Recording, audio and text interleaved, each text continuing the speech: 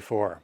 U.S. allies are reacting with caution or just flat out refusing a request from Donald Trump to help secure oil shipments through the Strait of Hormuz.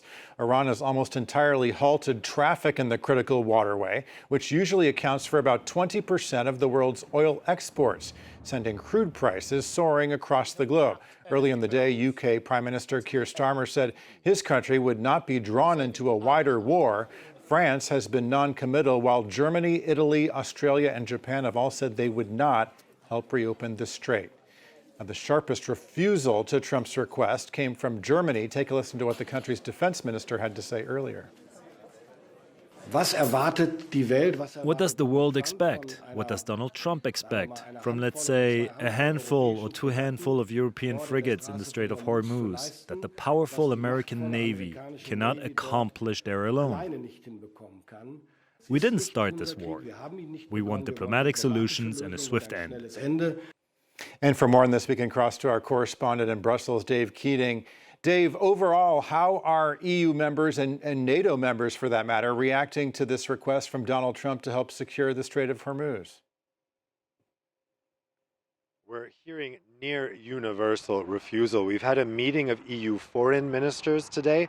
It was interesting because the EU's foreign policy chief, Kaja Kallas, came into that meeting this morning talking about the possibility of the existing Aspides mission that's protecting shipping possibly being expanded. Now, that's an EU mission that's protecting shipping in the Red Sea from attacks from the Houthi rebels in Yemen. There was some talk of that mission could be expanded over to the Persian Gulf, but that apparently got slapped down today, basically by almost every single country, especially Germany, was saying the mission of that Aspides mission cannot be expanded geographically to the Gulf or having its rules of engagement expanded. So by the end of the day today, when she did her final press conference, there was no more mention of that mission possibly being expanded. And she was saying that the focus today was on Ukraine, that the EU's emphasis right now is still on protecting Ukraine. Of course, she did also talk about the Iran war, about the dangers presented to the global economy by the Strait of Hormuz, that the EU is concerned. But we're really hearing European countries have absolutely no interest in getting involved in this. It's being widely perceived as Donald Trump asking the European countries to bail him out of the mess that he has created. He said today that the reaction by Iran to getting attacked was much more than the U.S. expected. He was saying that they did not expect the Gulf countries to be attacked. They apparently didn't make any preparations for the possible closure of the Strait of Hormuz. Europeans have really been watching all of this with exasperation and shock that so little preparation was made for these eventualities, which after all had been talked about for decades as always a natural consequence of any war that would be attempted with Iran. Now, could this change over the coming days? We're not sure. There is going to be a summit of EU national leaders, prime ministers and presidents, here in Brussels on Thursday.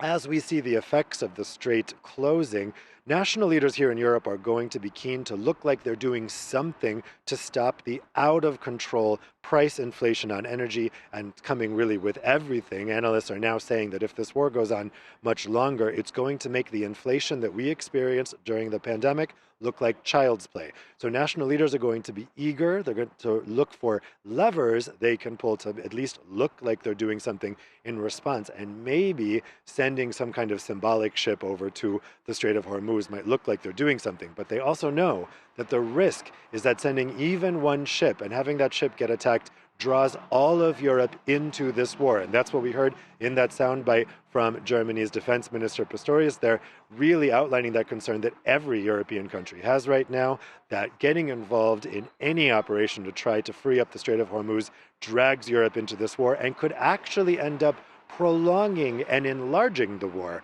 because the pressure caused by that Strait of Hormuz closure is the biggest thing that might motivate Donald Trump to end this war prematurely over the coming days, maybe declare a victory that's not really there. And the risk is that if the Europeans say, okay, we'll send you some ships, they'll be there in a few weeks, Donald Trump keeps the war going because he thinks that help is on the way. So right now we're hearing really universal no to this idea, but that could shift as European leaders start panicking about what's to come. Okay, Dave Keating in Brussels. I know you'll keep us updated. Dave, thanks as always. We appreciate it.